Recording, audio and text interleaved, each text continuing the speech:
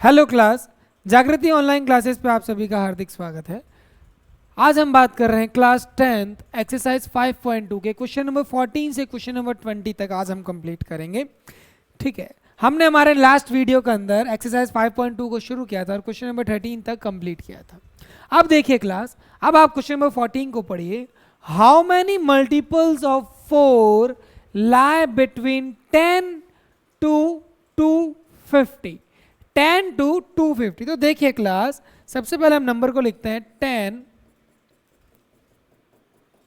से 250। तो पहले देखिए सर, क्या मेरा 10 4 से डिविजिबल है? नहीं। तो सबसे पहला नंबर आएगा दैट इज 12। 11 में डिविजिबल नहीं है। उसके बाद आएगा 16, उसके बाद आएगा 20, ऐसा ऐसा चलता रहेगा। और हमारे पास लास्ट में देखिए सर 250। वैसा आंसर 248 आएगा, but let me check sir कैसे आएगा। तो आप 4 से डिवाइड कीजिए, ये आ गया 24 6 टाइम दैट इज 1 और 0, और ये आ गया मेरे पास 2 टाइम दैट इज 8, और ये पीछे रह गया 2। ये रिमाइंडर 2 रह गया, तो ये 250 में से माइनस कर दीजिए, तो आपके पास आंसर आ गया 248। 248 इज एग्जैक्टली डिविजिबल बाय 4। तो देखिए क्लास, अब हमें क्या करना है, हमें ये निकालना है a is equal to 12, d difference तो 4 ही होगा। an हमें कितना दे रखा है? an हमें दे रखा है 248 और n हमें निकालना है। तो a plus n minus 1 into D is equal to 248। a की वैल्यू है 12, n की वैल्यू हमें नहीं पता, और d की वैल्यू है 4, और ये हो गया 248। ये कितना हो गया? 248। अब देखिए क्लास, अब हमें क्या करना है, पहले 12 को आप उधर भेजिए। n minus 1 into 4 is equal to 248 minus 12। n minus 1 into 4 is equal 248 में तो मेरे पास आ गया 236। 236 मेरे पास ये आ गया। ठीक है, अब मैं बात करता हूँ n minus 1 into 4 is equal to 236 divided by 4। कितना आया? 236 डिवाइडेड बाय 4। अब आप इसको डिवाइड करके देखिए आराम से। देखिए बेटा, डिवाइड करने में प्रॉब्लम नहीं है, वरना आप यहाँ पे देखिए ये आ गया 20 और ये आ गया 3 हो गया, ये हो गया 20 हो गया, मेरे पास ये आ जाएगा 5 और 9 59 टाइम्स। ओके, ये 4 तो मेरा यहाँ पे आ गया। तो यहाँ पे मैं इसको डिवाइड करता हूँ, ये मेरे पास आ गया कितना? 5 टाइम्स 20, और ये आ गया मेरे पास 3, और यहाँ पे आ गया 6, और ये आ गया 9 टाइम्स। तो ये आ गया 59 टाइम्स। तो देखिए class, n minus 1 is equal to 59, n is equal to 59 plus 1 is equal to 60। तो यहाँ पे मेरे पास 60 टर्म्स ऐसे होंगे जो 12 से 248 के अंदर, 10 से 250 के बीच में 60 टर्म्स ऐसे होंगे जो 4 से डिविजिबल होंगे। ठीक है, okay. Now we are heading for the next question. Next question हमें क्या कहता है? For what value of n, for what value of n are the nth term of the AP to AP। मेरे पास पहली AP है 63, 65, 67, और दूसरी AP है मेरे पास 3, 10, 70। ठीक है, मुझे ये बताना है for what value of n, n की कौन सी वैल्यू होगी जहां पे मेरे दोनों का nth टर्म इक्वल होगा। तो कुछ नहीं करना, पहले इसका a निकालिए 63, d कितना हो जाएगा? 65 माइनस 63 इज इक्वल टू 2, और n हमें नहीं पता, तो हम an की वैल्यू निकाल देते हैं। an is equal to a plus n minus 1 into D. ठीक है, तो a कितना हो गया? 63, n हमें नहीं पता, और d हमें दे रखा है 2। कितना दे रखा है? 2। तो ये हो गया मेरे पास an। ओके, अब मैं करता हूँ an dash is equal to a plus n minus 1 into D. तो a डैश की वैल्यू यहाँ पे लिखता है, a डैश की वैल्यू कितनी है? 3, d डैश की वैल्यू कितनी है? 10 माइनस 3 इज इक्वल टू 7। ठीक है, 10 माइनस 3 इज इक्वल टू 7। तो देखिएगा क्लास, अब यहाँ पे हमारे पास क्या रहेगा? a डैश की वैल्यू आ गई 3, n-1 हमें नहीं पता और d की वैल्यू कितनी हो जाएगी 7। अब हमें क्वेश्चन में क्या दे रखा है class, for what value of n the value of nth term of both the series should be same। तो according to question an is equal to a dash n, तो इन दोनों को हम इक्वल रख देते हैं। 63 plus n-1 into 2 is equal to 3 plus n-1 into 7। तो यहाँ पे देखिए बेटा ऐसा कीजिए 63 plus 2n-2 is equal to 3 प्लस 7n-7। ठीक है, ऐसा करते हैं n को एक तरफ कर देते हैं और सारे कांस्टेंट टर्म एक तरफ। 63 में से 2 गए, कितने बचे 61 plus 2n is equal to 3 minus 7 हो गया 4 प्लस 7n। सारे n एक तरफ कर देते हैं, सारे n हमने एक तरफ कर दिए। 61 plus 4 is equal to 7n minus 2n, ये हो गया 65 is equal to 5n, n is equal to 65 upon 5 is equal to 13। ठीक है क्लास, तो 13th टर्म, जो मेरा 13th टर्म होगा जो इस सीरीज का और इस सीरीज दोनों सीरीज का क्या होगा, सेम होगा। क्या होगा, सेम होगा। Okay class,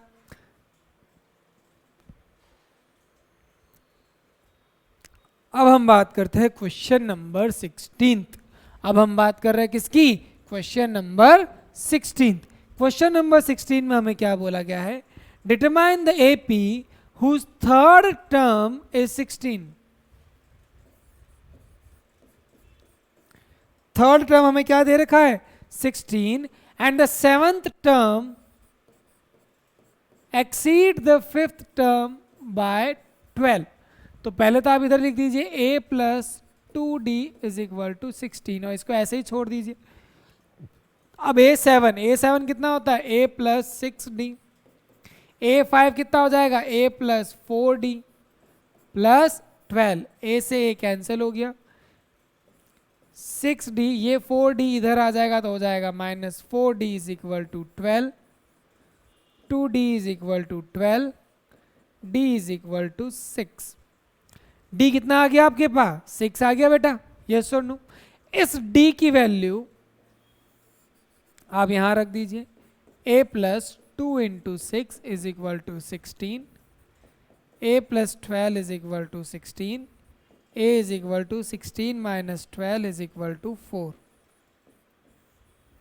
a is equal to 4 and d is equal to 6। अब आपसे पूछा गया है कि sir determine the AP, determine the AP मतलब आप एपी के टर्म्स निकालिए। तो सबसे पहला टर्म आ गया मेरे पास a1 is equal to 4, a2 is equal to a plus d that is 4 plus 6 is equal to 10, a3 is equal to a plus 2d, a कितना आ गया 4 और 2 into 6 that is 4 plus 12 is equal to 16। In this way our series will go further। ठीक है बेटा, पहला term है 4, दूसरा term है 10, तीसरा टर्म है 16, 16 में आप 6 ऐड कर दीजिए तो आपके पास आ जाएगा 22, 22 में आप 6 और ऐड कर दीजिएगा तो आपके पास आ जाएगा 28। इस तरह से आपकी सीरीज आगे चलती रहे। आप यहाँ पे A4 तक निकाल सकते हो। कहाँ तक निकाल लेना, A4 तक। अब हम बात कर रहे हैं क्वेश्चन नंबर 17। किसकी बात कर रहे हैं, क्वेश्चन नंबर 17। क्वेश्चन नंबर 17 में आपको क्या ध्यान देना है, देखिएगा, find the 20th term from the last. ये जो वर्ड दे रखा है फ्रॉम द लास्ट, इसमें बहुत लफड़ा है। पूरा क्वेश्चन का क्वेश्चन चेंज हो गया, पूरा क्वेश्चन ही चेंज हो गया। अगर आपके पास ये नॉर्मल सीरीज दे रखी है दैट इज 3, 8, 13 और आगे चलेगी ऐसे 2, 5, 3। इस क्वेश्चन को करने के दो तरीके हैं। एक, आप क्या करोगे, पहले इसका 253 का A N is equal to 253 निकालोगे, इससे आपके पास किसकी वैल्यू आ जाएगी, एन की वैल्यू आ जाएगी। जैसे मान लीजिए आपके पास एन की वैल्यू आई 50, एन की वैल्यू कितनी आई 50, मान लेते हैं सीरीज में कितने टर्म है 50। अब मैं कह रहा हूँ 20th term from the last, 20th term from the last, ध्यान रखना बेटा 50 में से 20 माइनस नहीं करेंगे, 50 में से माइनस करेंगे 19 को, तो 50 में से 19 को माइनस करेंगे तो मेरे पास आ जाएगा 31। तो ये मेरा, क्योंकि 31st जो टर्म होगा ना वो मेरा 20th term from the last होगा।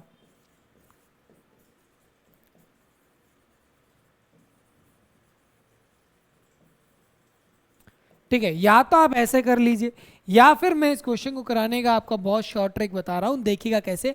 क्या कीजिए, फ्रॉम द लास्ट मतलब पीछे से सीरीज का 20th टर्म निकालना है, तो ऐसा करते हैं इस सीरीज को हम क्या कर देते हैं, उल्टा कर देते हैं। क्या कर देते हैं, उल्टा, यानी रिवर्स कर देते हैं। On reversing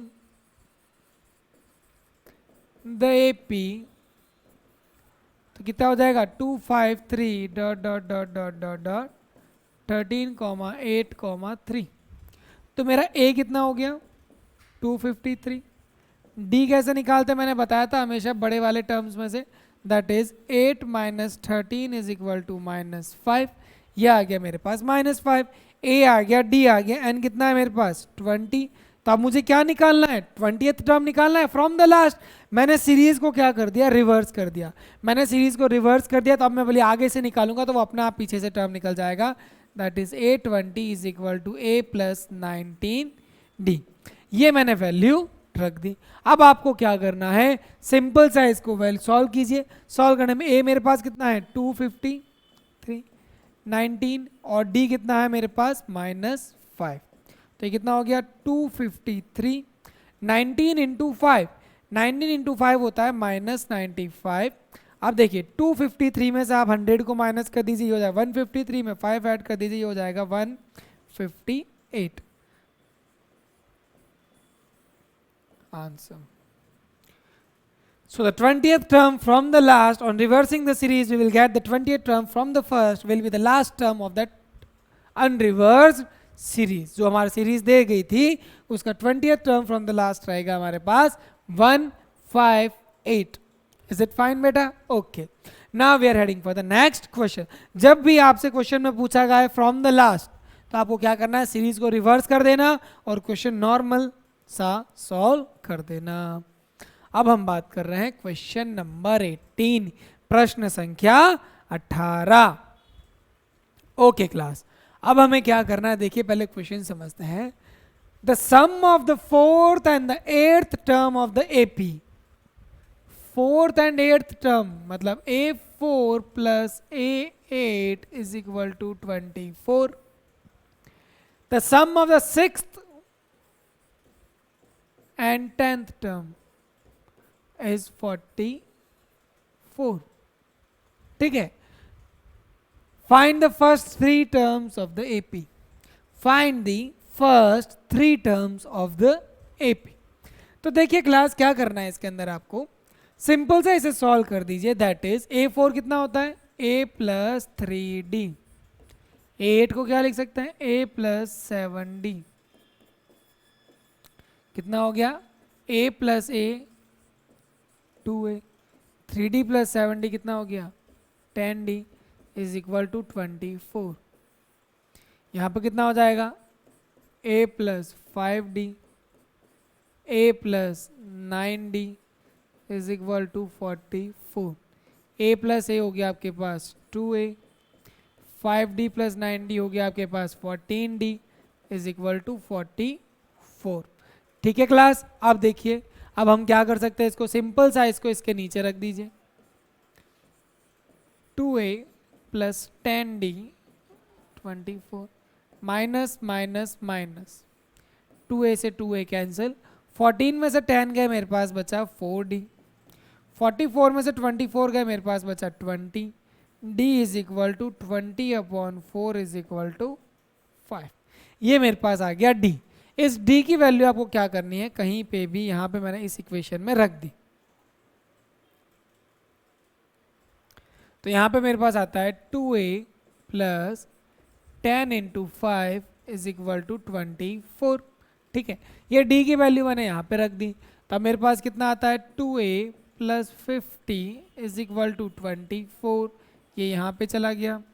so 2a is equal to 24 minus 50 is equal to minus 26 is equal to 2a, a is equal to minus 26 upon 2 is equal to minus 13। ठीक है क्लास, तो मेरे पास a की वैल्यू कितनी आ गई, मेरे पास a की वैल्यू आ गई माइनस 13। ओके, तो अब देखिएगा अब हमें क्या करना है,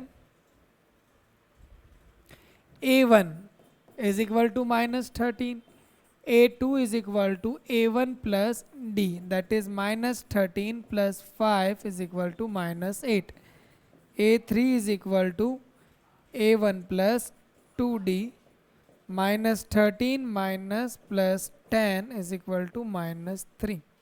तो ये आपका पहला टर्म, ये आपका दूसरा टर्म और ये आपका तीसरा टर्म।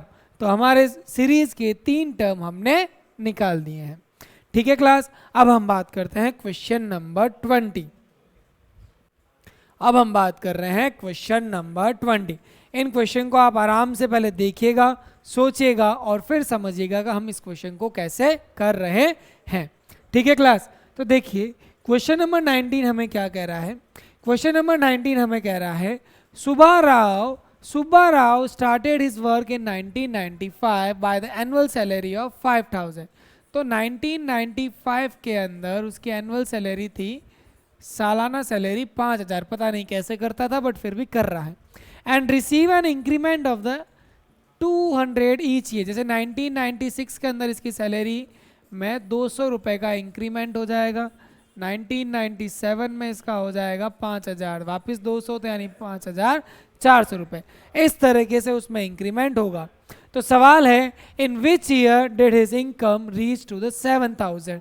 तो देखिए क्लास, हमारा एक क्वेश्चन ऐसे है 5000, 5200 और ये ऐसे आगे चल चल के हमारे पास फाइनल इनकम हो गई 7000।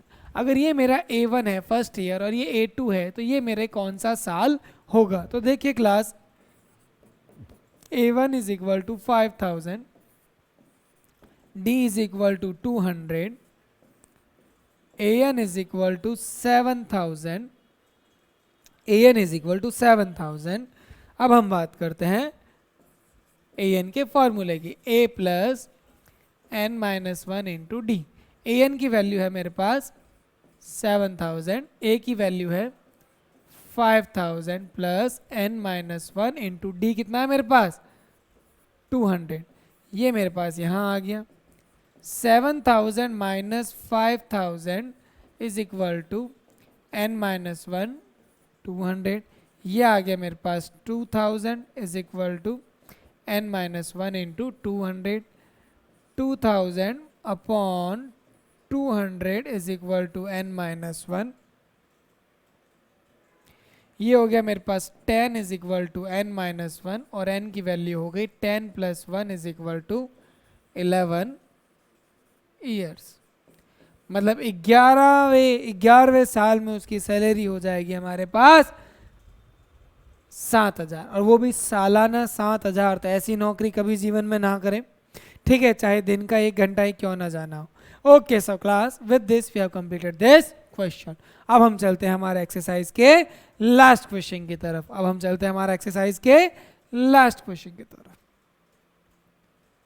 ठीक है क्लास, ओके। अब हम बात करते हैं question number 20, that is Ramkali saved ₹5 in the first week. तो जो फर्स्ट वीक का कलेक्शन था इसका ₹5, कितना था ₹5। Then increase her weekly saving by the ₹, second week में इसकी हो गई 5 प्लस 1.75 दैट इज 6.75। तो डिफरेंस तो हमारे पास कितना आ गया। तो देखिए class, A is equal to ₹5, कितना अंतर आएगा 1.75 रुपीज का। if in the nth week our weekly saving is ₹20.75 sorry, point के बाद हमेशा 1 करके एक करके बोलना है। तो AN is equal to A plus n minus 1 into D. A N की वैल्यू हो गई 20.75, ए की वैल्यू हो गई मेरे पास कितनी 5 रुपये, एन की वैल्यू हमें नहीं पता, और डी की वैल्यू है हमारे पास 1.75। कितनी हो गई 1.75। ठीक है क्लास, तो सबसे पहले अपन क्या करेंगे, अपन इस 5 को इधर भेजेंगे, तो 20.75 minus 5 is equal to n minus 1 into 1.75। तो ये हो गया मेरे पास 15.75 is equal to n minus 1 is equal to 1.75। तो देखिए क्लास, ये मल्टीप्लाई में है, तो ये आ गया 1.75 divided by 1.75, 1 is equal to n minus 1। तो देखिए क्लास, इसको आप आराम से अपने दिमाग से कैसे सॉल्व करोगे, लगाइए दिमाग, कैसे सॉल्व होगा, कितना हो जाएगा, आप थोड़ा सा दिमाग और थोड़ी फास्ट कैलकुलेशन करके, अगर आपसे सिंपल से नहीं हो रही है तो आप इसको ऐसे भी कर सकते हो, पॉइंट हटा दीजिए और आराम से डिवाइड कर दीजिए। ठीक है, तो अगर मैं कहता हूँ 1.75 कितना हो रहा है, देखिए थोड़ा सा सोचें और बताइए, ये हो गया 0,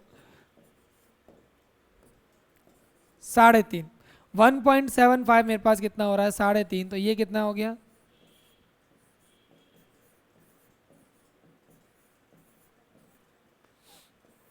ये आया था 2 टाइम्स, तो ये हो गया मेरे पास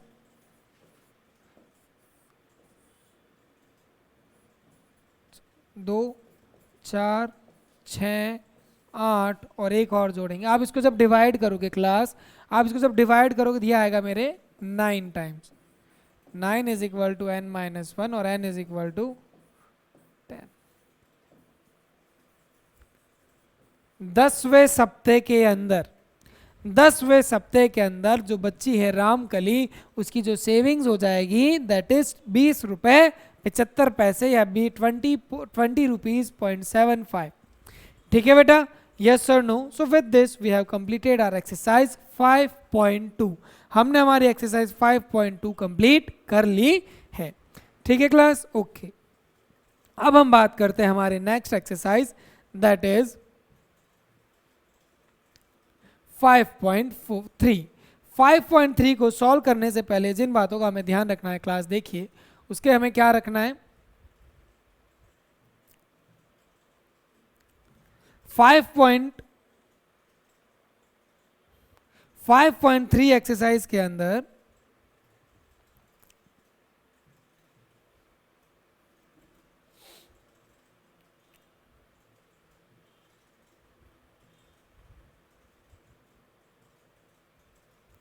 फाइव पॉइंट थ्री के अंदर जो हम फॉर्मूला यूज लेंगे उसमें हमें एक नई चीज सीखने को मिलेगी।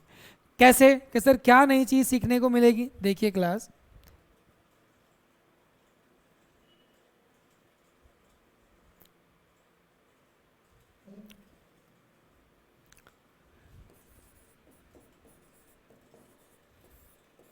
इसमें हम बात करेंगे समेशन की। किसकी बात करेंगे, समेशन की। जो मेन डिफरेंस हमारा रहेगा इसके अंदर क्या रहेगा, जैसे मैं कहता हूं देखिए सर ये मेरी मान लीजिए कोई सीरीज है 2, 4, 6, 8, 10, 12, 14, 16, 18, 20, 22 और आगे ऐसे ये चलती रहेगी। अगर मैं कहता हूं सर मेरे को 5वां टर्म बताइए, तो आप इसे कैलकुलेट करके बता दो कि ये A1 है, ये A2 है, ये A3 है, ये A4 है और A5 आया मेरे पास 10। आपको मैंने कैलकुलेशन करना सिखा दिया।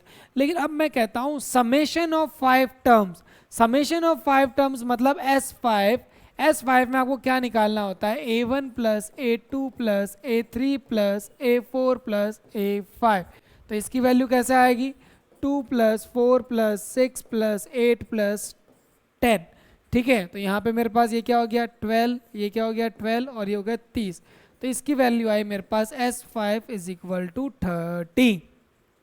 ठीक है क्लास, अगर मैं फिर समझा रहा हूँ, अगर मैं लिख रहा हूँ S2, S2 का मतलब है A1 प्लस A2, S3 इसका मतलब है A1 plus A2 plus A3। ठीक है बेटा, इसका मतलब ये होता है। अब बात करते हैं सर अगर मैं इसको बोलूँ S10, तो क्या मैं 10 टर्म्स का एडिशन करूंगा, क्या मेरे पास हर बार इतना टाइम रहेगा कि सर मैं कैलकुलेशन में इनको प्लस करता रहूंगा, नो सर, हमें ऐसा करने की ज़रूरत नहीं है। इसके लिए हमारे पास एक फॉर्मूला है, that is S N is equal to N by two A plus N minus one into D. यहाँ पे मेरे पास बस एस एन का मतलब भी यही है। एस एन का मतलब होता है सम ऑफ एन टर्म्स। इसका मतलब क्या है? सम ऑफ एन टर्म्स। तो आपको ठीक है, अगर मैं लिखता हूँ एस थ्री का मतलब क्या हो गया? a1 plus a2 plus a3। अब मेरे को यहाँ पर एस थ्री निकालना है तो एन की जगह आप 3 रख दीजिए। इस फॉर्मूले को मैं थोड़ा सा और ब्रेक करता हूँ, दैट इज देखिएगा, आपको पता मैं a को a प्लस ए लिख सकता हूँ, यस और नो? 2a को a प्लस ए लिख दीजिए, क्या फर्क पड़ता है? तो 2a को मैंने लिखा a प्लस ए, और लास्ट वाला फॉर्मूला एज इट इज। तो देखिए क्लास,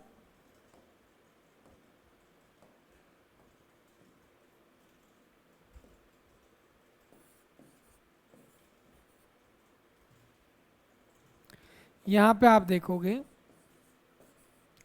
इस ए को तो मैंने ऐसा का ऐसा लिख दिया। ये किसका फॉर्मूला है? a plus N minus one into D. याद कीजिए, a plus N minus one into D अभी हमने करा था, ये फॉर्मूला होता है ए एन का। इस ए एन को क्वेश्चन के अंदर काफी बार में last term that is L से भी डिनोट करते हैं, तो इसको ऐसे भी लिख सकते हैं।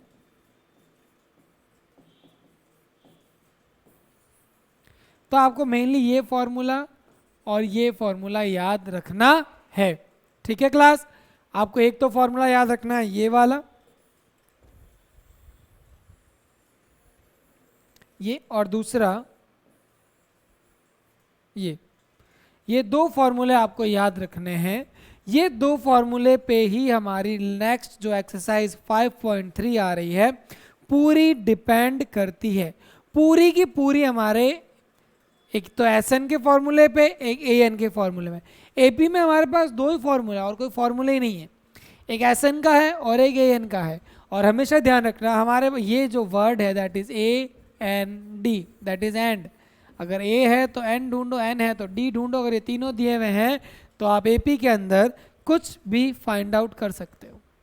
एपी के अंदर आप कुछ भी फाइंड आउट कर सकते हैं, ठीक है class? So now we are heading for the question, that is exercise 5.3 question number 1।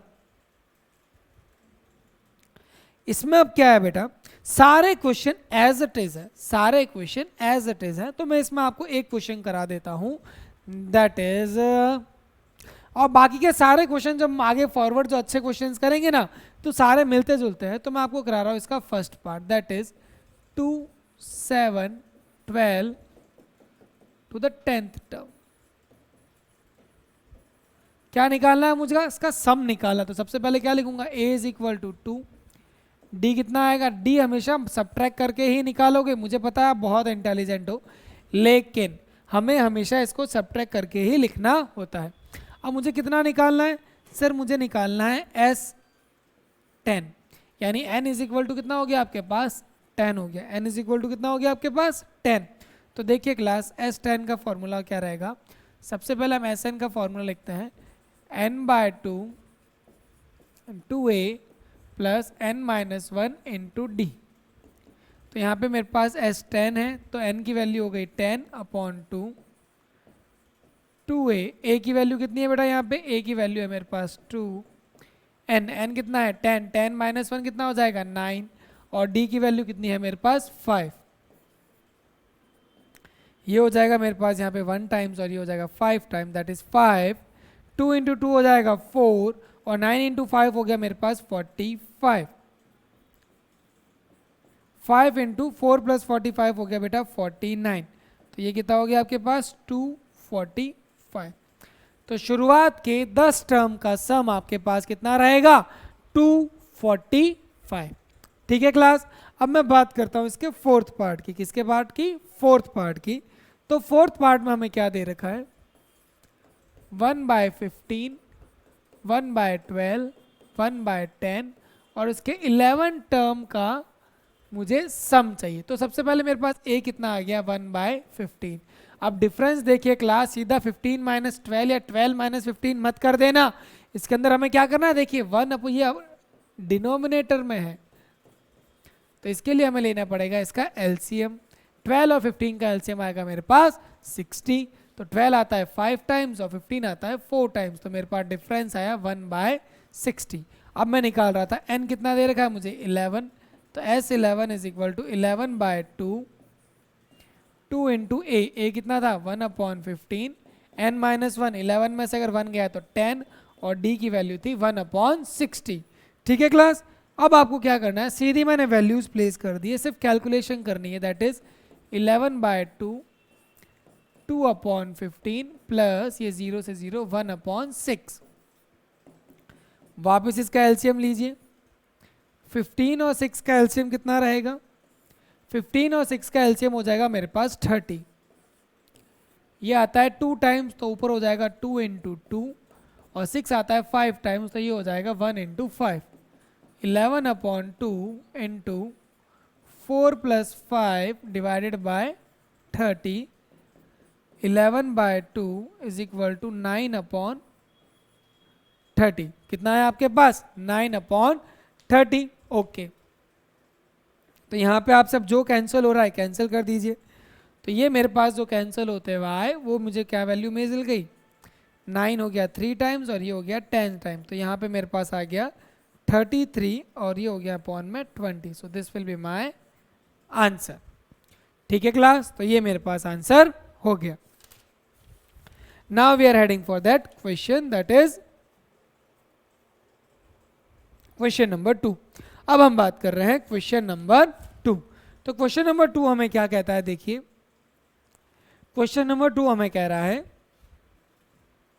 Find the sum, find the sum, लेकिन कितना टर्म है ये, कौन सा नंबर का टर्म है ये, 84 मेरे को नहीं पता। देखिए आप, मैंने लिखा 7 plus 10.5 plus 14 dot dot dot dot dot plus 84। ठीक है, मैं कहता हूँ सर चलो मान लिया मेरा a है कितना 7, डिफरेंस कितना है sir 10.5 minus 7 is equal to 3.5। Okay, an की वैल्यू है 84, लेकिन n नहीं पता, तो यहाँ से अपन निकालेंगे n की वैल्यू, अभी निकाल लेते हैं। तो n की वैल्यू आ गई मेरे पास an is equal to a plus n minus 1 into D. ये हो गई 84, a की वैल्यू हो गई 7, n की वैल्यू हमें नहीं पता और d की वैल्यू है 3.5। तो सबसे पहले 84 में से 7 माइनस होंगे,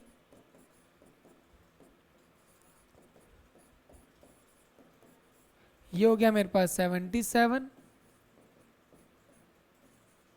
ये 3.5 आ गया डिवाइड में, और जब ये पॉइंट हटेगा तो ये ऊपर आ जाएगा 10 is equal to n minus 1। ठीक है क्लास, तो ये हो गया मेरे पास 2 टाइम्स, ये हो गया मेरे पास 7 टाइम्स, 7 हो गया 1 टाइम्स, ये हो गया 11 टाइम। तो n की value n minus 1 is equal to 22, n is equal to 33। अब देखिए क्लास, n की वैल्यू 33 है और मुझे निकालना क्या था, सम, मुझे निकालना था सम, यानी n इज इक्वल टू 33। तो अब मुझे निकालना है S33 is equal to n/2 2a plus, एक सेकेंड देखिएगा, इसमें मैं वो वाला फॉर्मूला यूज ले सकता हूँ ना, देखिएगा class, Sn is equal to n/2 a plus an, क्योंकि मुझे लास्ट टर्म की वैल्यू पता है, तो मैं यही फॉर्मूला यूज ले लूंगा। तो S33 is equal to 33/2, a की वैल्यू कितनी है मेरे पास, a की वैल्यू कितनी थी क्लास, a की वैल्यू थी मेरे पास 7, a की वैल्यू थी 7 और लास्ट टर्म की 3 वैल्यू मेरे पास 84। ये हो गया 33/2 मल्टीप्लाई बाय, ये इसमें ऐड करेंगे तो ये हो जाएगा 91। ये कितना हो गया मेरे पास 91।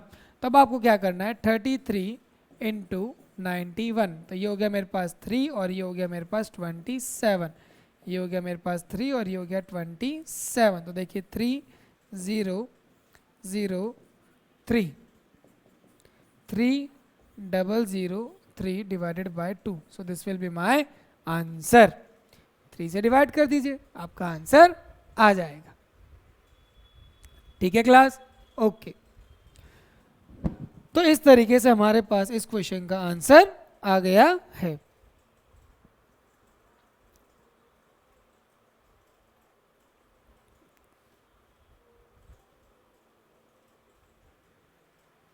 ओके. 327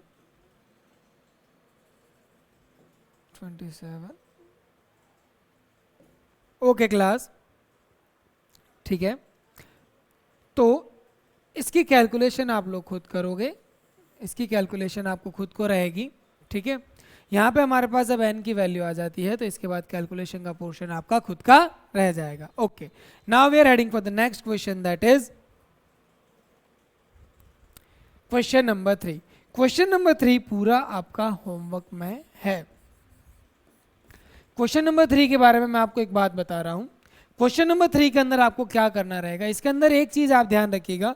जब हमारी पूरी एक्सरसाइज कंप्लीट हो जाती है, जब हमारी पूरी एक्सरसाइज कंप्लीट हो जाती है, तब आप क्वेश्चन नंबर 3 को एज अ होमवर्क एक्सेप्ट करोगे. इसके अंदर क्या दे रखा है, हमें डायरेक्ट दे रखा है a की वैल्यू ये है, d की वैल्यू ये है. आप डायरेक्ट an की वैल्यू निकालिए, आप डायरेक्ट an की वैल्यू निकालिए. इसके अंदर आपको ज़्यादा घुमाया नहीं गया है, इसके अंदर ज़्यादा आपको घुमाया नहीं गया है कि क्वेश्चन की लैंग्वेज में आपको घुमाए और फिर आपसे पूछा जाए कैसे सॉल्व करना है. नहीं, आपको ऐसे नहीं करना है. इसके अंदर आपको डायरेक्ट वैल्यू दे, a की वैल्यू ये है, d की वैल्यू ये है, an की वैल्यू ये है, n की वैल्यू निकालिए और sn की वैल्यू निकालिए. तो ये सारे क्वेश्चन आपके होमवर्क में है और क्वेश्चन नंबर 3 इंपॉर्टेंट भी है. ध्यान रखना क्लास, क्वेश्चन नंबर 3 इंपॉर्टेंट भी है. ठीक है, सो आज की हमारे समय सीमा यहीं पे समाप्त होती है. ठीक है क्लास, हम आगे के क्वेश्चन हमारे नेक्स्ट वीडियो के अंदर करेंगे. जागृति ऑनलाइन क्लासेस पे आपका हमेशा इसी तरह से स्वागत रहेगा. अगर आपको हमारे वीडियोस पसंद आते हैं तो अपने फ्रेंड्स और बाकी दोस्तों को ज़रूर बताएं और हमारे ऐप के बारे में बताएं. Good day.